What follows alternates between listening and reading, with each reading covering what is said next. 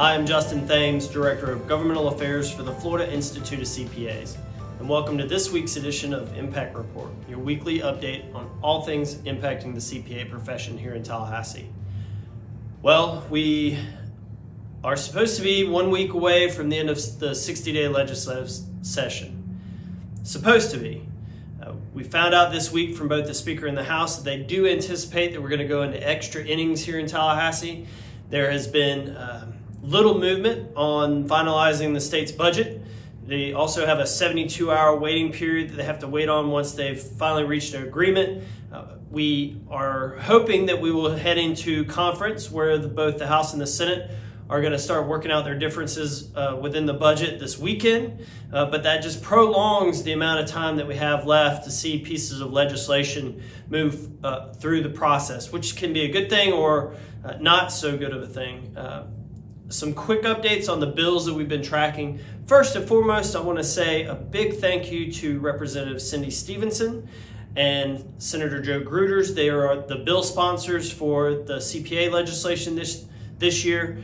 The bill has passed off the floor of the House this past week, thanks to the leadership of Cindy Stevenson, and it's ready to be heard on the Senate floor. And so we should see that come up any day on the calendar.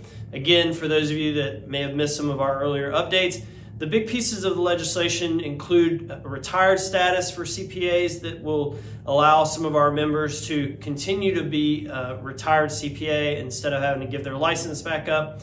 And then also it creates a essentially a CPE reciprocity for Florida licensees that live in other states and hold other state licenses.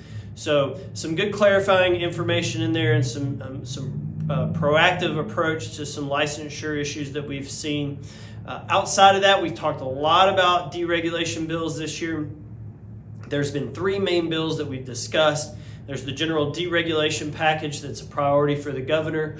You also have the sunset review bill and the sunrise review bill. So where we are today, I think I had originally talked a lot about the fact that we anticipated the deregulation package to pass this session. I still think we're going to see that bill pass. It's a huge priority for the governor. In what form, we're not sure yet. As I've said all along, the impact of to the CPA profession is minimal at this point, but that's not it's not a foregone conclusion because there's still a lot of the amendment process that we're seeing right now.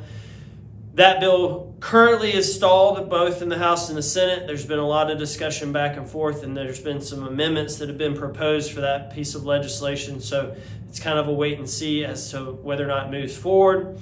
The sunset review bill is stalled in the Senate, it has passed the House. I don't know if that bill is going to make it across the finish line this year, and same goes for the sunrise review bill. Both of those legislative initiatives we will certainly see again next year. And who knows, within the next week, by the end of next week, we may be singing a different song as it relates to those bills. But as of today, it looks like those bills are going to be stalled. A lot of debate on the House and Senate floor today. They debated the tax package yesterday, and there'll be a vote today on the House side. The Senate will more than likely take up the House tax package sometime late last week. That plays a big role in the budget negotiations, so we're going to see that bill move forward pretty quickly. The annual conformity bill with the federal tax code has passed the House this week, and the Senate will probably take it up pretty quickly and move it out all along. That's this week's update. We'll have probably two more updates for this legislative session. Thank you so much for all your support.